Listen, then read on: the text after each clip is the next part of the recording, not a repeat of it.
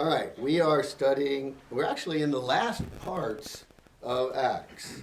Now, it may take us a while to get through the last part of Acts, but we're talking about from chapters 21 to 28, and we're in 22 right now. And Paul, as you remember, is a prisoner. And he's going to remain a prisoner the rest of his life until his death. And as we've seen Paul, he's now back in Jerusalem. Okay, and he has gone to the temple. If you remember, he went to the temple, and he's carrying out a Nazirite vow with 4 other Jewish men. And they were near the end of the purification rite, but you remember those Asian Jews who were there for Pentecost, they saw Paul. And, of course, now they're going after him again. And so what they're doing is they're lying about him. They're telling all these falsehoods that has been going around in Jerusalem, and they're promoting that. But they're also saying that he took this man, this Gentile, into the temple. And, of course, that's punishable by immediate death. So, but in the middle of their attempt to kill him, or have him killed, the Roman commander saw it, and he intervened because he didn't want to have any rioting during this Pentecost, during this big time. So he comes down and he saves Paul's life. He's taking him up to the barracks again. But before they got up to the barrack, at the top, if you remember, Paul says, he asks him, "Can I speak to these people?" So he allows him to speak to the people. But what language did Paul speak to the people? Aramaic. What dialect was it? Do you remember? It's Aramaic. Aramaic. He's speaking in the original Hebrew dialect, which is Aramaic. And what he told them was actually threefold. First, he tells them that in blood and in training and in zeal, he said, I'm exactly like you. I am exactly the people that you are. I was exactly the people that you are right now. But then he tells them, but this man, this Jesus, the Lord Jesus Christ, intervened in my life while I was on the way to kill Christians in Damascus. And he tells them then, he says, but there's no satisfactory explanation for the change in me other than the fact that God changed me. And he said he was converted from a Christian killer to a Christian defender and teacher. But then he goes on to his third point, which I think is the most unique part of his of the account of his conversion, and we're going to start into that today. We'll start with Acts 22 verse 17. Who's got that? It happened when I returned to Jerusalem and was praying in the temple that I fell into a trance. Yeah, Paul starts out and he said, it all happened here. It happened when I returned to Jerusalem, and I was praying in the temple. Paul has remained true to praying in the temple. Even though he's a believer, he's a Christian, he's still Jewish, and he's staying true to the temple. And he was in the temple praying, and as he was praying, he says, I fell into a trance. And that word does mean exactly what it's saying. He fell into a deep trance. And so let's look at the next 3 verses, 18 through 21.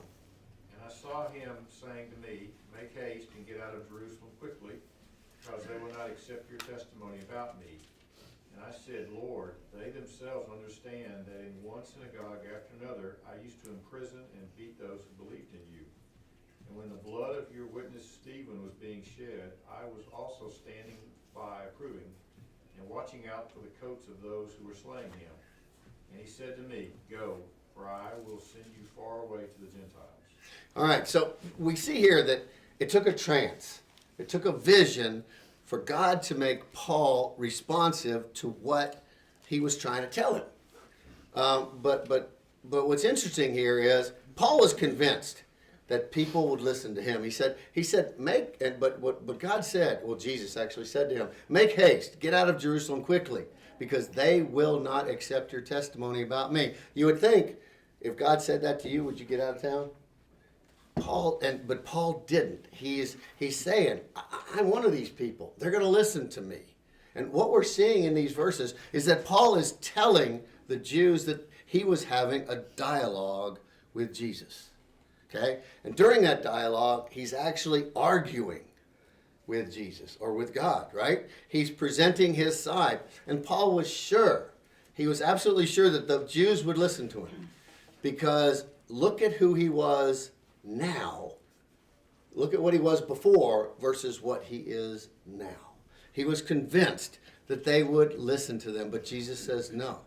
He says, leave Jerusalem, and I will send you far away to minister to the Gentiles. And this is when he got his marching orders to go to the Gentiles. And that's what he did. I mean, Paul was divinely instructed to leave Jerusalem and preach to the Gentiles. And that's what he's telling them. He said, I had a discussion with God, and this is what he told me to do. I used to be just like you, but then I got all this this wording from God, this stuff, and he's telling me to go. All right, let's read the next verse, verse 22. They listened to him up to this statement, and then they raised their voices and said, away with such a fellow from the earth, for he should not be allowed to live. Yeah, I mean, they were doing, it says they listened to him quietly up to this point, okay? So what happened to send these Jews into such an uproar? What made them go crazy? What do you think? Going to the Gentiles? He's going to the Gentiles, yeah.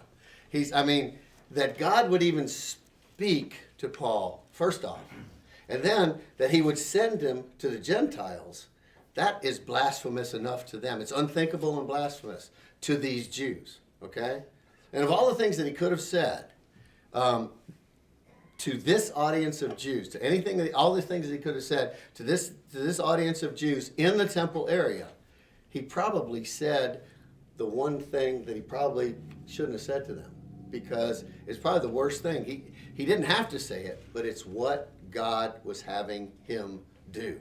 And what made them so mad was that Paul was taking to the Gentiles.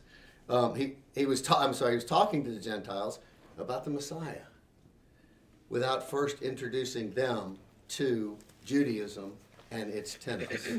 Okay? And they believe you needed to be Jewish first to be able to then come to the Messiah. What Paul was doing here is he's placing the Gentiles on the same footing before God as they were. And this made them crazy. This made them crazy mad. To them, this was the height of apostasy. All right, so let's read the next verse, verse 23. And as they were crying out and throwing off their cloaks and tossing dust into the air. All right, so all of a sudden this crowd goes nuts, okay? And they're crying out, they're throwing off their cloaks, and they're tossing dirt in the air. And they're doing this in response. See, they did this because they felt Paul was totally being blasphemous to what he should be doing, okay? And what's interesting here, how was Paul speaking to them? In Aramaic, remember? So do the Romans have any idea what he's been saying? They have no idea whatsoever. So the Romans are there. They don't understand anything what's happening. And all of a sudden the Jews go nuts. And they're throwing off their clothes. They're throwing dirt in the air. Can you imagine what the Romans were thinking? I mean, what is going on here? So I think that's that. And I'm saying that because that leads up to the next verse, verse 24. The commander ordered him to be brought into the barracks, stating that he should be examined by scourging so that he might find out the reason why they were shouting against him that way. Yeah, the commander has no idea what's going on here, okay? So, but he knows there's trouble. So he's ordering Paul to be brought up into the barracks. You know, Paul's defense had been going so well, and the Jews were good with him, and then all of a sudden they erupt. And the commander orders him to be brought to the barracks and to make him tell them what was going on, he ordered him to be scourged. Okay, now we know scourged is a beating with whips. The whips have pieces of metal and I guess pieces of metal and bone they put in the end of these whips, and they would strap you down and they would whip your back, and a lot of times it was possible a person would not live through a scourging. Okay, and if they did, they possibly be maimed for life. All right, because they're going to tear up the person's back. All right, so he's saying, we're going to find out what you're saying, so we're going to take you up and scourge you. All right, let's read the next two verses, 25 and 26. Who's got that? I was going to edit one of these words as to avoid reading it in Sunday school class, but then I'll miss the opportunity of Steve to explain to us what it meant in Roman times, so I'm just going to roll with it. But when they stretched him out with thongs, Paul said to the centurion who was standing by, "It is lawful for you to scourge a man who is Roman and uncondemned." When the centurion heard this, he went to the commander and told him, saying, "What are you about to do? For this man is Roman." Okay, do you have a problem with the thongs? Or What does that mean in Roman times? Thongs are the straps that they put you there so you couldn't move. Had nothing to do anywhere else but his Some people call wrist. sandals I've been that. known to ask you, is like, is this right? It is. We're looking at our Bibles back here, it's like, It is. both translations are different. So, what does yours Mine say? says with whips. Okay, with rips, ropes, it's whatever. They tied him up, right? Okay, but it was not our, what, Still called flip-flops. Flip-flops are thongs, yeah. She just threw everybody off. I thought about, slyly trading with Michael and about all right, so they've strapped him to beat him, right? To do the scourging so they can find out what's going on. And then, what does Paul say? He says, "Is it lawful for you to scourge a man who is a Roman and uncondemned?" And so then the centurion that was there with him, he says, "Wait a minute." He went to the commander. He said, "What are you about to do?" He said, "This guy says he's Roman." For someone to claim to be a Roman citizen and not be a Roman citizen, that was actually punishable by death. And you can't just say you're a Roman citizen. It's something you were born into, okay, or purchased. Now, because most citizens didn't travel away from Rome very far, they didn't carry with them, their what is it, your license or whatever. You didn't have your citizenship papers with you, okay? But Paul, because he was a traveler going all over the place, he might very well have had with him his birth registration. We don't know. But they wanted proof that he was a Roman citizen. And the commander says, "So are you a Roman citizen?" And Paul says, "Yeah, I am." During the reign of Tiberius Claudius Caesar, which was from the years 41 to 54, they made it possible. Rome made it possible to purchase a Roman citizenship for a high price, and that's what the commander says. He says he goes in there. We haven't read that one yet. Are we there yet? Did we read 27, 28? No. All right, let's read that. Read 27 and 28. The commander came and said to him, "Tell me, are you a Roman?" And he said, "Yes." The commander answered, "I acquired this citizenship with a large sum of money." And Paul said, "But I was actually born a citizen." Yeah. So see, the centurion's going to the commander and says, "Wait a minute. He says he's a Roman citizen." And so the commander goes up. He says, "Are you a Roman?" And he says, "Yeah, I am." And he said, "Well, I acquired my citizenship. I bought it. I had to pay a lot for it." And what does Paul say? He said, "I was born this way." And it's important to realize that they made it available to purchase a citizenship during those years, but a born citizen received greater respect than the Romans who had purchased it. And Paul knew that he was about to be scourged. So I believe he pulled out his get out of scourging card because he knew it was going to hurt. So I think he finally used his get out of jail free card, and he got out of jail because he's a Roman citizen. Yeah. Was he born in a certain area? Did he have a parent? He had a Roman father. A Roman father. He had a Roman father. Jewish mother and a Roman father. Yeah. So he was a Roman citizen. Yeah. All right. So the Roman commander is finding all this out, and so we got to find out what the Roman commander says of this. Let's read verse 29. Therefore, those who were about to examine him immediately let go of him.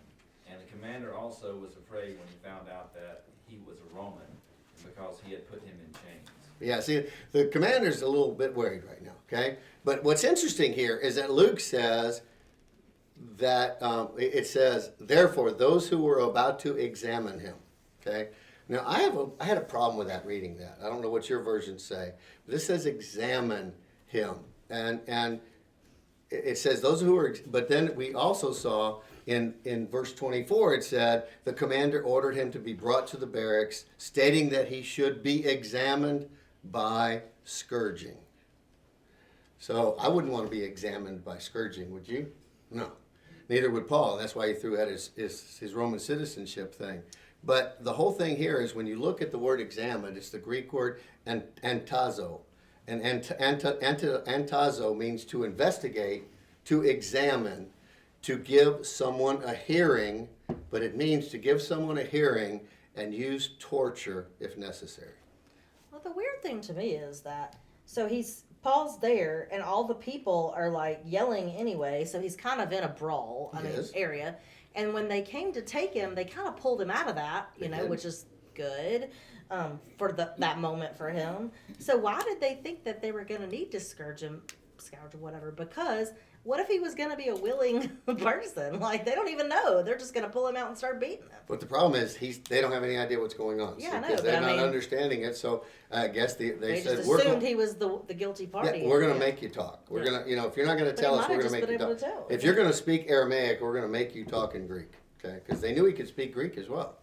So they're trying to find out what he knows. Yeah, and so what we're seeing here, it's interesting. What we're seeing here is that Rome once again, I think, is being used by God to protect Paul. Okay, because the Jews want to kill him, don't they? And here Rome steps in and protects Paul. And Rome also allowed Paul to speak to the Jerusalem Jews, didn't he? So God is using Rome in a very interesting way to protect and help Paul in his ministry. And we see that the commander's worried, isn't he? He knows that he has chained up a Roman citizen, and that's not going to be good for his record. Okay? So he's also stretched him out to scourge him. Okay? So this isn't looking good. So he immediately releases Paul from the chains, but he keeps him in custody. Why do you think he kept him in custody? For his protection. For his Yeah. protection. I think Get him exactly to for his protection. If he'd let him go, they'd have killed him, wouldn't they? All right, so Commander had a problem, he had a riot on his hands. he did. Yeah. And then if he tried to mollify the Jews, he's attacking the Roman citizens. He is, and he can't do that. Yeah. That's even worse. Yep, So he's- that's right. he's in a box. He is, and I saw the exact same thing. He has a problem, doesn't he? Yeah. So he's got to deal with it. All right, let's go to Acts 22, verse 30.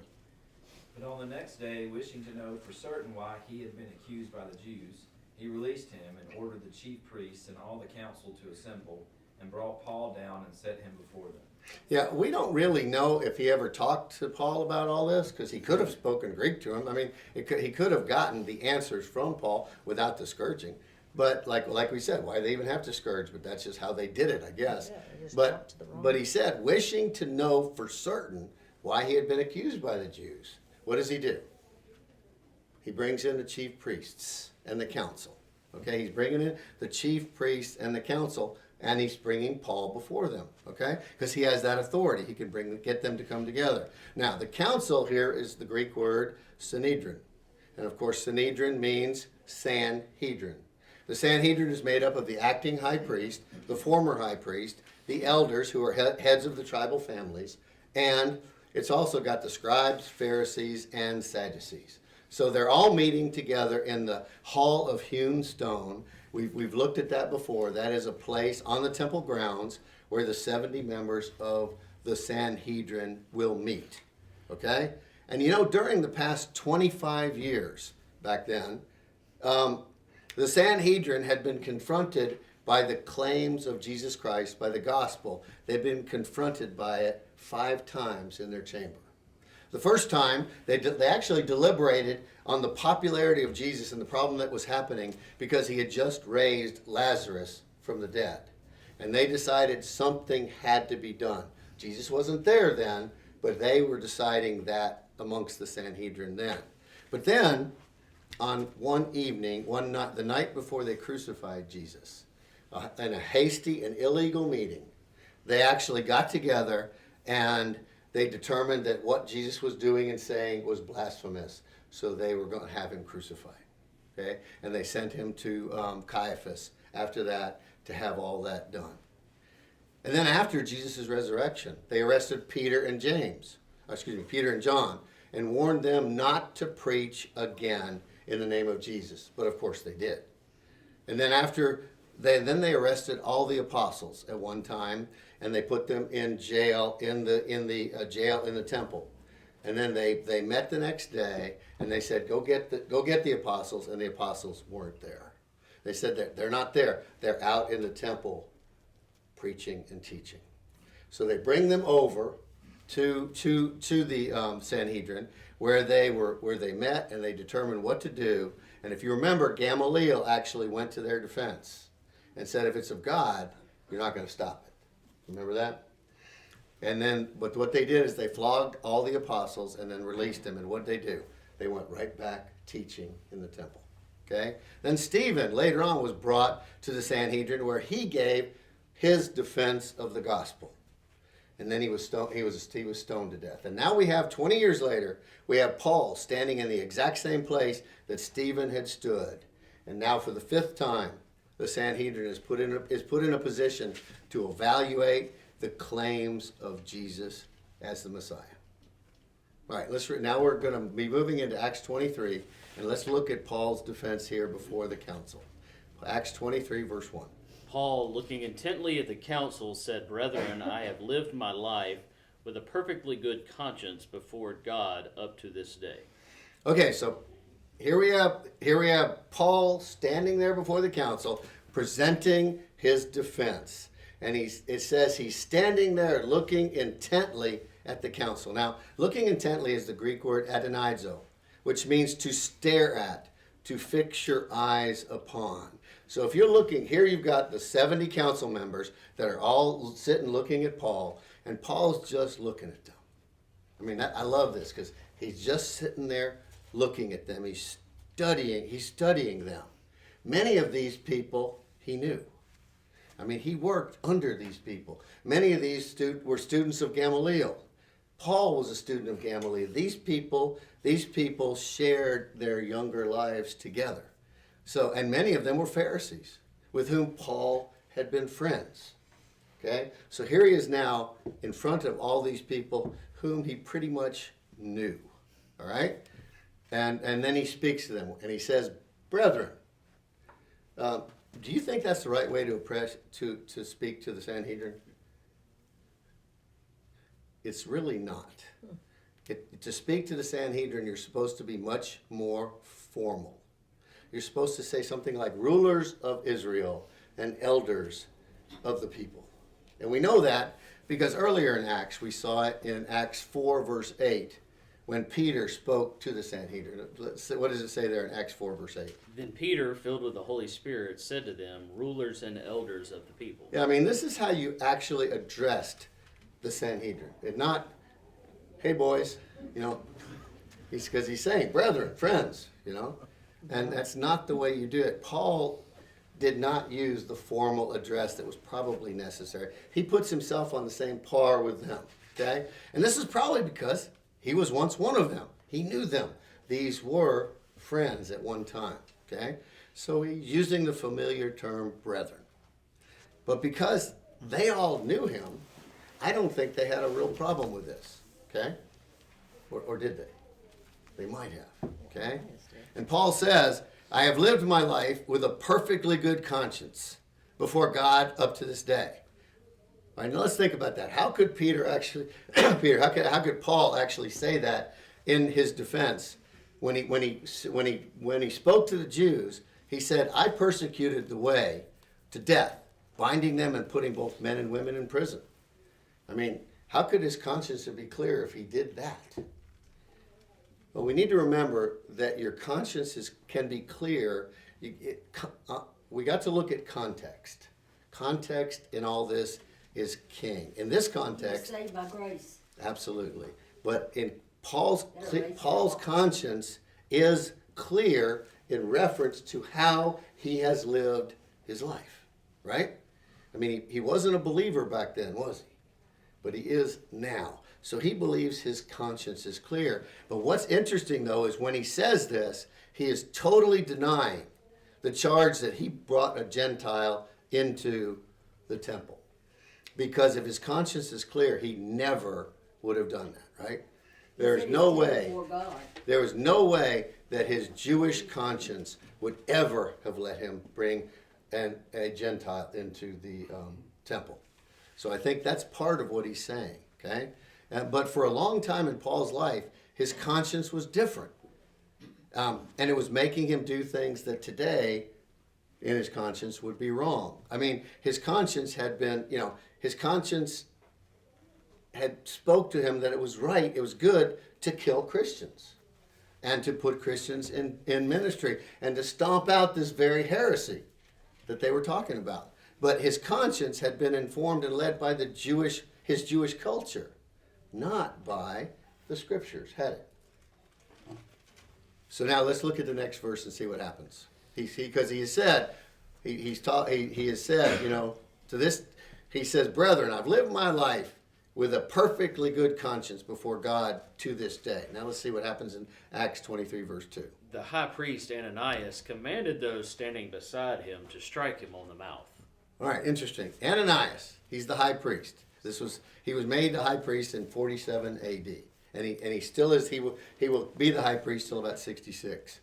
The Jewish high priesthood was actually a political position during Rome's occupation. And Josephus actually writes about Ananias and points out how despicable of a person he actually was. He actually seized for his own use the tithes that were supposed to go to the regular priests. Okay? But he took them. He gave large bribes to the Romans. He gave large bribes to the Jews to get things done. He was a very wealthy man and resorted to violence and assassinations to accomplish what he wanted. All right? He was very pro-Roman, and the Jews did finally assassinate him in the year 66 in the early parts of the uprising against Rome. I wonder if the Egyptian and his assassins killed him. We don't know, because they were still doing what they were doing up until that time. So, and we talked about the Egyptian guy and his assassins. So maybe they actually killed Ananias. We just don't know. But we don't know why he had Paul struck on the mouth. I mean, he pretty much could do anything he wanted to, right? He was the high priest. But maybe it was because Paul didn't address the council in a proper manner when he said brethren. Because this happens right after this, okay? Maybe he was upset with that. Maybe he was upset because he said he had a clear conscience. Because if he has a clear conscience, then he's saying that all these charges made against him were false. So we really don't know. But whatever he said, that made Ananias upset with him, and he had him struck. Now, to strike is the Greek word tupto, and that means to strike repeatedly with a stick. Okay? Now, Paul could have been struck with a club. He could have been struck with a fist. We don't know. But we know that it actually was repeatedly. He wasn't just hit once. So he was struck repeatedly. And if you remember, Paul had just been beaten up and almost killed the day before, right? So this man was sore and bruised. So you can imagine if he was hit in the mouth, that probably hurt quite a bit. But what we do see here is Paul is actually following in the steps of Jesus. Let's look at John 18, verses 22 and 23. When he had said this, one of the officers standing nearby struck Jesus, saying, "Is that the way you answer the high priest?" Jesus answered him, "If I have spoken wrongly, testify of the wrong. But if rightly, why do you strike me?" Yeah, so Jesus actually spoke back to them. He said, "If I've spoken wrong, testify of the wrong. But if it's rightly, why are you hitting me?" Right? And so that's Paul. He gets hit. Okay, Paul is being treated just like his master had. And Ananias is accusing Paul of being a lawbreaker, but he is the high priest and the judge of all Israel. And he himself had just broken the law. And we can see this in Leviticus. Read Leviticus 19, verse 15. "You shall do no injustice in judgment. You shall not be partial to the poor, nor defer to the great. But you are to judge your neighbor fairly." Yeah, you're supposed to judge your neighbor fairly, okay? And they're supposed to be judged justly. The high priest had violated the law because Jewish law actually says, it's not in Scripture, but Jewish law says He who strikes the cheek of an Israelite strikes, as it were, the glory of God. So the Jewish law safeguarded the rights of people. They were innocent until proven guilty, and they were supposed to be judged rightly. And Ananias had no business having Paul struck on the mouth. It shouldn't have been done. So let's look at Paul's response in in Acts 23, verse 3. Who's got that? Then Paul said to him, God is going to strike you, you whitewashed wall. Do you sit to try me according to the law, and in violation of the law, order me to be struck? Struck, yeah. I mean, Paul's not actually acting like Jesus here, is he? He says, God's going to strike you, you whitewashed wall. What in the world does that mean? Means he was mad. He's mad. No, Paul is mad. I mean, a whitewashed wall is one that has been painted over to hide its imperfections, okay? Now, it's sort of like my dock at Lake Martin. We moved there, and it had a lot of rough wood on the dock because nothing had ever been done. So we got some of that heavy 10X paint, and covered it over, and it was great. But what did we do? We hid all the imperfections. So in the 9 years we've been there, I've replaced 20 of the boards for the rot. Those things are 16 feet long, so it's a lot of wood we've replaced. And I've replaced about 30 of the 4-foot boards going out because all I did was cover over the potential problem, and I got 12 more to do this winter. So it's whitewashing. It is covering over the imperfections of the rot with paint. And Paul actually here may be drawing from Ezekiel. I don't draw from Ezekiel, but he might have. Let's look at Ezekiel 13 verses 10 and 11. It is definitely because they have misled my people by saying peace, when there is no peace. And when anyone builds a wall, behold, they plaster it over with whitewash. So tell those who plaster over with whitewash that it will fall. Yeah, there's about 8 or 10 verses here. I didn't want to read the whole thing, but you get the idea. Behold, they plastered over with whitewash. Tell them if they plastered over with whitewash, it's going to fall. Because it is. I mean, but think about what Paul's saying to the high priest. This is not really the most tactful way for a prisoner to address the judge, is it? I mean, Paul is not being very Christ-like here. I mean, Jesus, when he was reviled not back. So I guess what we're seeing here is the human side of Paul. All right? We're seeing his human side. He's losing his temper. Okay? The apostle is simply a man, just like us. And we're seeing it here. He's not being perfect, but he's just a man. And what he's saying is, I walk before the law blamelessly. Yet you religious hypocrite, you hit me, breaking the law that you are required to uphold. A whitewashed wall, right? He tells him God is going to strike you and God's going to punish you for sitting in a seat of authority in the law and violating that very law. And I mean, it wasn't long before actually he was killed. It was about 8 or 10 years later that Ananias was killed. He was murdered by the uprising Jews. All right, let's look at verse 4 and 5. But the bystanders said, do you revile God's high priest? And Paul said, I was not aware, brethren, that he was high priest. For it is written, you shall not speak evil of a ruler of your people. Yeah, Paul's been speaking in anger, and someone actually questions him. One of the bystanders said, do you revile God's high priest? I mean, come on. And he said, I didn't know he was the high priest. I mean, he admits his fault, okay? And then he quotes scripture. Read that's from Exodus 22, verse 28. Read that. You shall not curse God, nor curse a ruler of your people. Yeah, so Paul's actually, he knows that verse, okay? Paul knows scripture, and he quotes it back to them. Though the high priest had no regard for the law, Paul actually did. And he didn't realize that this guy was the high priest. I mean, for all of Paul's freedom from the law, he was still a man who endeavored to live in accordance with the precepts that were set by the law. Okay? And he knows he's obligated to show respect to Ananias because of his position as the high priest. You know, Paul had already written in his letter to the Roman believers something that we need to understand, because they were living under Nero's law, and we're getting short on time, but I want us to read that. If you read Romans It's, what is it, Romans 13 verses 1 through 7. Every person is to be in subjection to the governing authorities, for there is no authority except for God, and those which exist are established by God. Therefore, whoever resists authority has opposed the ordinance of God, and they who have opposed will receive condemnation upon themselves. For rulers are not a cause of fear for good behavior, but for evil. Do you want to have no fear of authority? Do what is good, and you will have praise from the same, for it is a minister of God to you for good. But if you do what is evil, be afraid, for it does not bear the sword for nothing.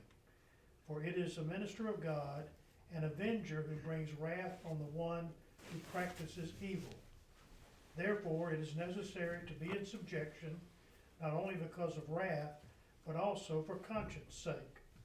For because of this you also pay taxes, for rulers are servants of God, devoting themselves to this very thing.